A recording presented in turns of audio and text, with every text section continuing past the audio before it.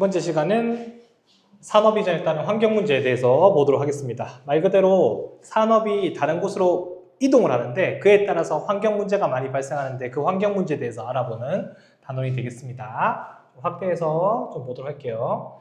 자, 산업 이전에 따른 환경 문제. 자, 첫 번째, 환경 문제를 유발하는 산업은 어디로 이동할까? 자, 이건 결론부터 말하면 환경 오염은 이제 어떤 거냐면 공해라고 불러. 공해. 이 공해 산업은 당연히 개발을 하는 곳에서 개발을 하지 않는 곳으로 이동을 하겠죠. 그래서 지금 이 환경 오염을 많이 일으키고 있는 산업을 가장 많이 하고 있는 그 나라는 결론적으로 개발도상국이라고 생각하시면 돼요. 개발도상국. 자, 그럼 이 개발도상국에서 지금 열심히 산업을 하면 오염 물질이 나오겠죠. 그거를 이제 선진국은 그런 물질을 개발도상국으로 파견하는 거죠. 그래서 이제 선진국에서 발생할 수 있는 그런 공해 유발은 선진국은 이제 또 잘 살고 싶으니까 개발도상국한테 공해 유발 사업을 이동시킨다라고 결론적으로 생각하고 따라오시면 되겠습니다.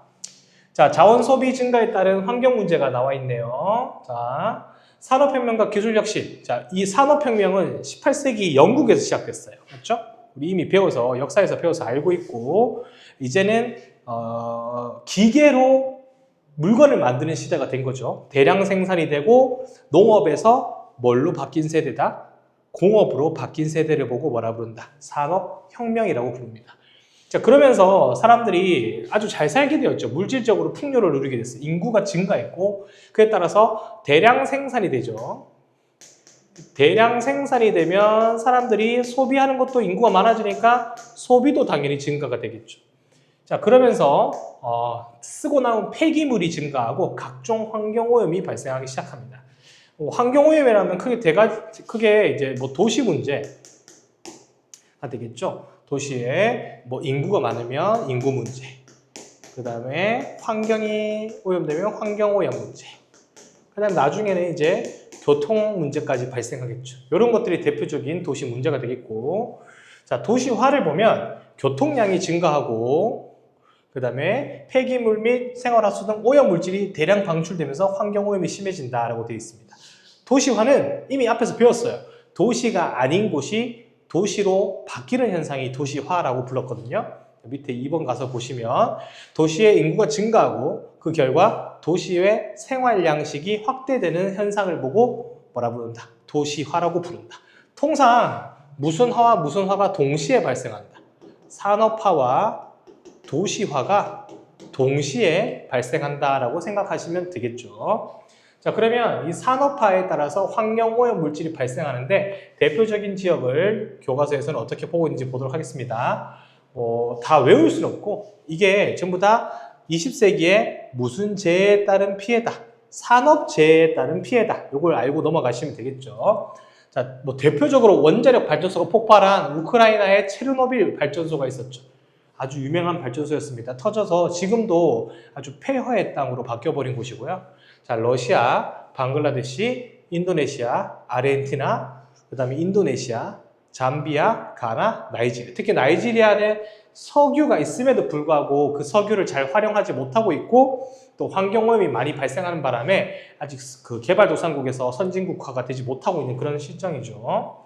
그러면 이런 걸 봤을 때 통상 이런 것들을 지금 폐기물이 등장하고 있는 것들이 도시화가 일어나면서 발생하고 있는 것들이고 선진국에서는 이런 문제가 발생하면 좀 부담스럽겠죠. 그래서 이런 것들은 주로 개발도상국에서 위주로 하고 있다라고 생각하시면 되겠고 그쪽으로 전부 다 이전을 시키고 있다라고 생각하시면 돼요. 안 좋은 산업은 해외로 보낸다 이 뜻이죠.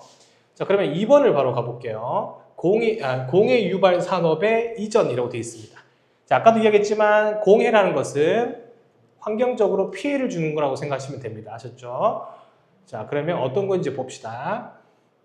자, 개발도상국은 선진국보다, 자, 이거 중요해요. 개발도상국이 선진국보다 환경 규제가 느슨해요. 자, 이게 무슨 소리냐? 환경 규제가 빡빡하면 좀 법적으로 개발을 많이 못하게 만드는 거겠죠. 환경 규제가 느슨하면 개발하기 쉽다라고 생각하면 되는 거죠. 자, 그렇다면 선진국은 법이 막 이렇게 너무 강력해. 환경 보존하는 법이 너무 강력해서 개발을 하기에 좋지가 않은 형편이다. 그래서 이 선진국에 있는 많은 기업들이 어디로 옮기는 거죠?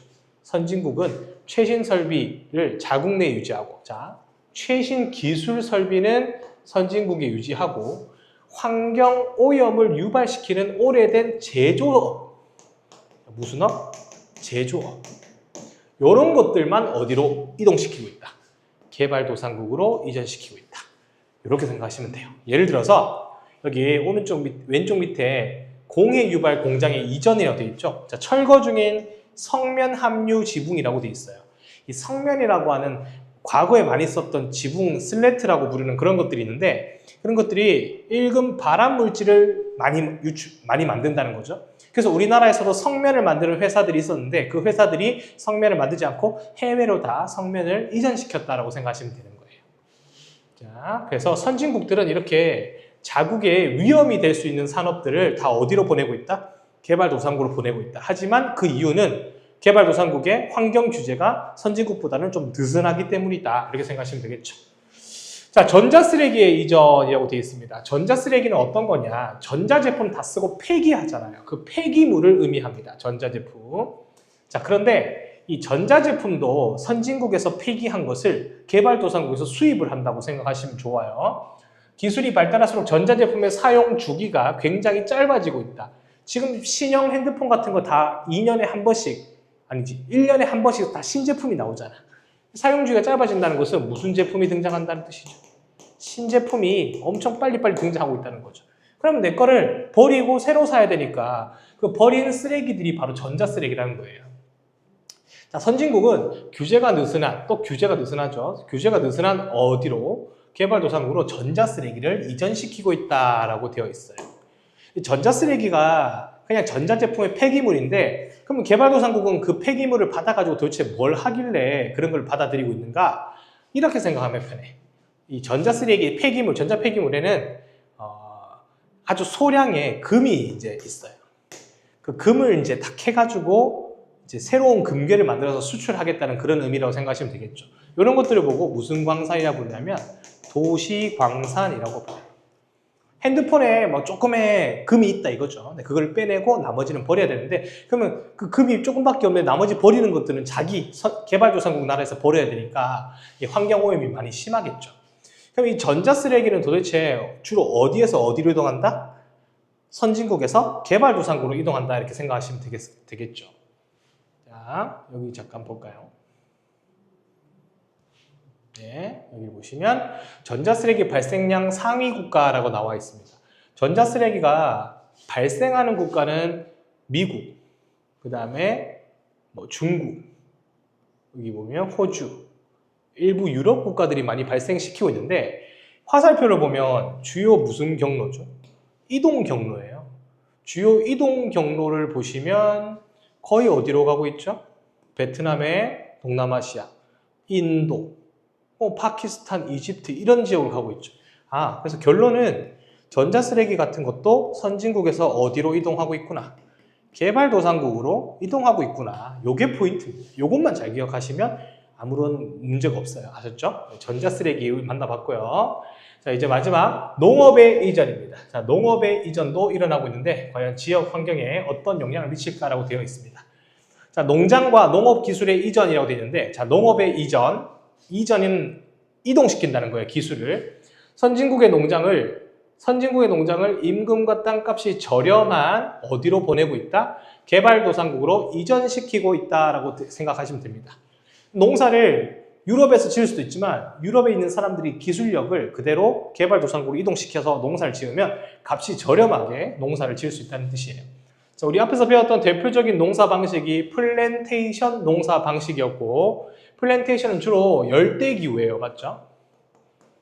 주로 열대기후에서 재배를 하는 것들이었기 때문에 열대기후가 과거에 무슨 도상국이 많았다, 개발도상국이 많았다 이렇게 생각하시면 되겠죠.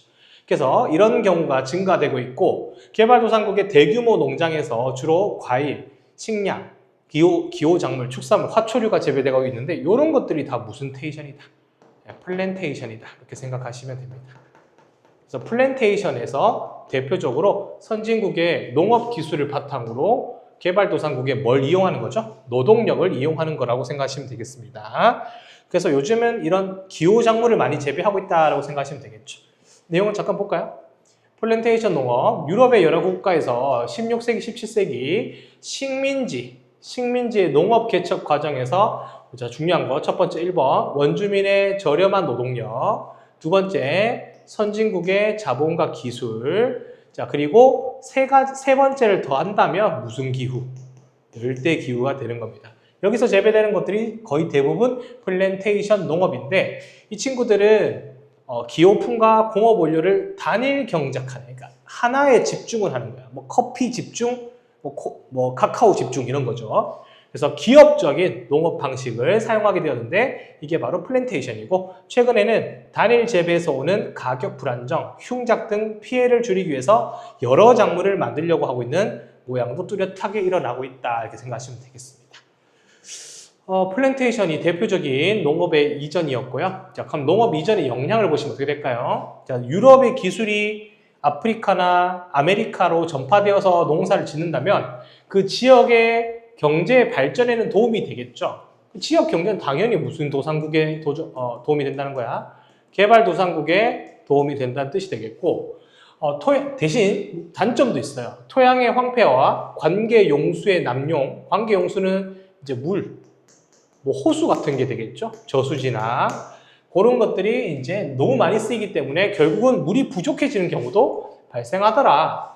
그다음 화학 비료, 농약에 이제 많이 사용하게 되니까 지하로 스며들어서 토양 식수 문제도 많이 유발되고 있다, 이렇게 생각하시면 되겠죠.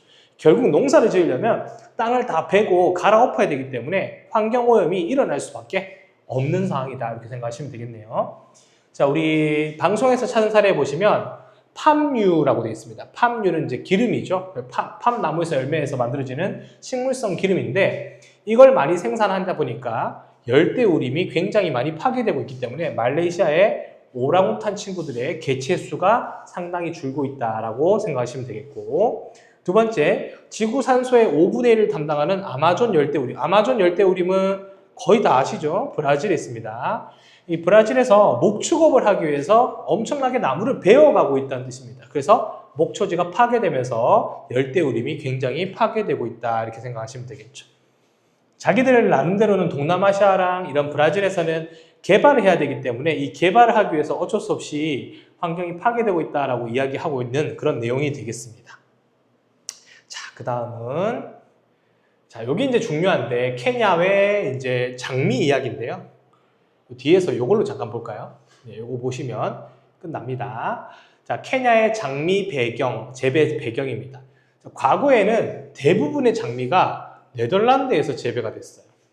자, 근데 생산비가 너무 증가하면서 좀 식민지, 그러니까 자기들이 정복한 나라들, 뭐 아프리카랑 아메리카가 되겠죠. 그쪽 지역에 장미가 잘 재배될 수 있는 곳이 있는지 확인했다가 아프리카의 케냐, 해발 고도가 높은 고원지대에 있고 장미 재배에 적합하고 나이바샤라는 큰 호수가 있기 때문에 물 자원도 풍부했다. 그리고 케냐의 수도 나이로비는 항공 노선이 발달했기 때문에 다른 지역의 수출도 유리하다.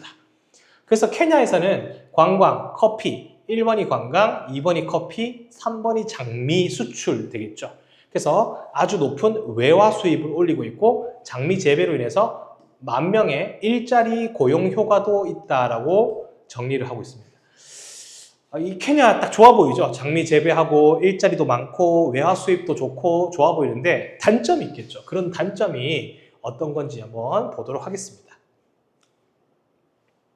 자, 여기 보면 나이바샤 호수라고 나와 있어요. 장미를 재배하기 위해서 나이바샤 호수에 물을 무분별하게 쓰다 보니까 호수의 수위가 점점 뭐 되고 있다? 낮아지고 있다.